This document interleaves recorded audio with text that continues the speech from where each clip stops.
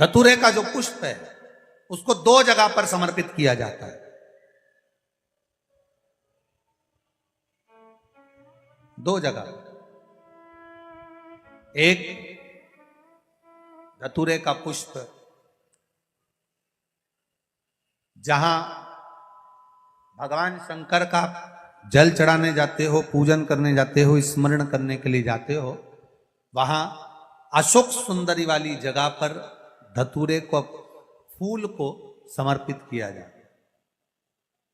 एक दूसरे नंबर का धतूरे का जो फूल होता है, दो फूल जब हम समर्पित करने जा रहे हैं तो एक अशोक सुंदरी वाली जगह पर, फूल का जो मुख होता है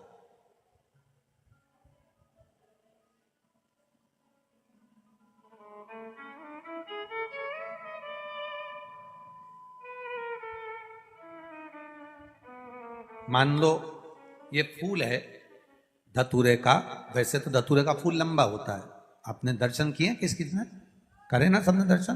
धतूरे का फूल लंबा होता है। अब वो लंबा जो पुष्प है उसका जो खिला हुआ भाग है, जो खिला हुआ, और पीछे की जो डंडी है, तो अशोक सुंदरी वाली जगह पर जब हम समर्पित करते हैं, अशोक सुंदरी वाली जगह पर जब हम उसको चढ़ाते हैं, तो जैसे ये शिवलिंग है और यहाँ सामने अशोक सुंदरी की जगह है, तो जो अशोक सुंदरी वाली जगह पर हम पुष्प समर्पित करते हैं तो खिला हुआ जो भाग है, जो खिला हुआ भाग है, उसको इस तरह से रखते हैं कि शिवलिंग की ओर उसका खिला भाग जाए, और डंडी का भाग इधर गणेश जी, कार्तिकेय जी और 33 कोटि जो देवी देवता हैं उस ओर उसका भाग जाए, उसका भाग ऐसा समर्पित।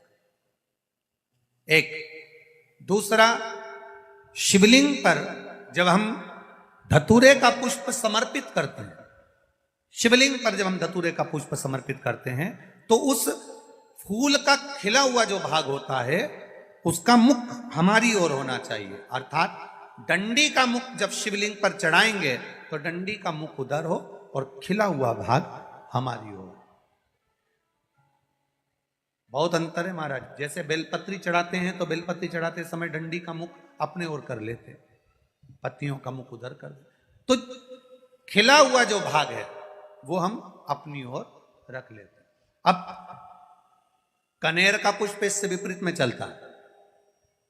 कनेर का जो पुष्प होता है उसकी डंडी का मुख हम अपनी ओर रख लेते हैं और खिला हुआ भाग महादेव की ओर कर देते हैं, वो थोड़ा विपरीत हो जाता है। तो शिव तत्व कह रहा है, भगवान शंकर का संवाद कर रहा है, शिव महापुराण की कथा कर रही है।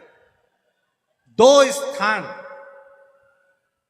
धतूरे के पुष्प को समर्पित करने के लिए दिए।